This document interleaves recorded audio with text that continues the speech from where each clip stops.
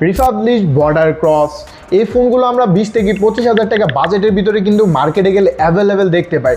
একটা সময় ছিল যখন 20 থেকে 25,000 টাকা বাজেট নিয়ে আমরা মার্কেটে গেলে হাই কনফিগারেশনে কার্ভ ডিসপ্লেওয়ালা ফোনও পাই। এখন আমরা যখন 20 থেকে 25,000 টাকা নিয়ে মার্কেটে যাই তখন আমরা রিফাবলিশ এবং বর্ডার ক্রস এই ধরনের কিছু ফোন দেখতে পাই। সো আজকে ভিডিওতে আমরা আলোচনা করব যে এই ধরনের ফোন আপনার কেনাটা কতটুকু যুক্তিপূর্ণ হবে বা নেবেন কি না। বর্ডার ক্রস ফোন আসলে কি?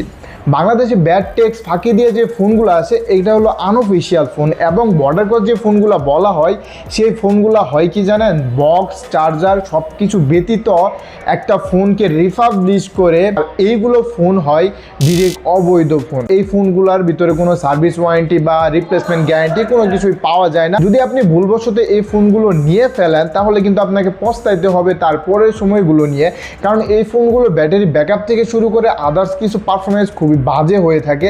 এবং কিছু ব্যাপার হলো কি যে আপনি কম টাকায় একটা ফ্ল্যাগশিপ যদি ফিল নিতে চান সেকেন্ডারি একটা ফোন হিসেবে, তাহলে যদি আপনি বর্ডার ক্রস নেন তাহলে নিতে পারেন। যদি আপনি প্রাইমারি ফোন হিসেবে এই বর্ডার ক্রস এই ফোনগুলো নিতে চান তাহলে আমি বলবো এই ফোনগুলো ভাই নিয়েন না। এই ফোনগুলো কম টাকার ভিতরে কার্ভ ডিসপ্লে হাই কনফিগারেশন দিয়ে আপনাকে দেখালেও কিন্তু কয়েকদিন পর গিয়ে আপনি এই ফোনগুলোর ভিতরে হিউজ পরিমাণ প্রবলেম ফেস করতে পারবেন। যেমন এই ফোনগুলোর ভিতরে ডিসপ্লের প্রবলেমগুলো বেশি হয়ে থাকে, ক্যামেরার প্রবলেম হয়ে থাকে, তারপর এই ফোনগুলো কিন্তু চাইনিজ ভেরিয়েন্টের ফোন হয়ে থাকে। এই ফোনগুলো তাহলে বাংলাদেশ মার্কেটে কিভাবে আসে? যখন আপনি চায়না ঘুরতে যাবেন তখন এই ফোনগুলো দেখবেন তারা ডেস্কে সাজায় রাখছে শত শত ফোন।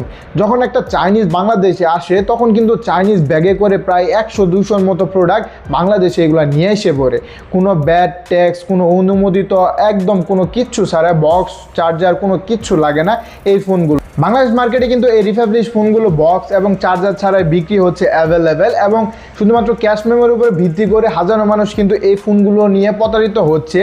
ফেসবুকে মার্কেট প্লেসে ঢুকলে কিন্তু আপনি দেখতে পারবেন যে স্যামসাং S25 আলট্রা নাকি 45 থেকে 40,000 টাকা বাজেটের ভিতরে বিক্রি করতেছে। এখন আপনি যখন তাদের সাথে কন্ট্যাক্ট করবেন তারা বলবে যে এই ফোনটি ওয়ারেন্টি আছে, এই ফোনটি গ্যারান্টি আছে, এটা হলো অথেন্টিক ফোন এবং বর্ডার ক্রস ফোন। আপনি যখন ফোনটি কুরিয়ার সার্ভিসে হাতে পাবেন তখন দেখতে পারবেন কি যে এই ফোনগুলো কপি হয়ে থাকে বেশিরভাগই। যেমন আপনি মার্কেটে গেলে দেখতে পারবেন 10-12 টাকা প্রাইস সেগমেন্টের ভিতরে কিন্তু iPhone 17 Pro Max copy phone পাওয়া যায়। তেমনইভাবে স্যামসাং S25 আলট্রাও কিন্তু কপি ফোন পাওয়া যায় 10-15 টাকা বাজেটের ভিতরে।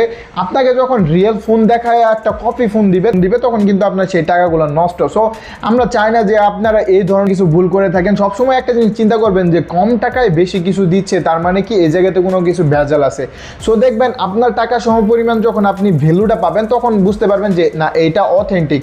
আর যখন দেখবেন কি যে আপনার টাকার পরিমাণের চেয়ে বেশি কিছু ভ্যালু দিয়ে ফেলতেছে তখন বুঝবেন ডাল মে কুছ কালা হ্যায় ব্রো। রিফাবলিশ নিয়ে যদি আপনার কোনো মনে জানার কিছু থেকে থাকে তাহলে অবশ্যই কমেন্ট করতে ভুলবেন না। তো আজকে ভিডিওটা এই পর্যন্তই ছিল, দেখা হবে পরবর্তী কোনো ভিডিওতে পরবর্তী কোনো সময়ে। আল্লাহ হাফেজ।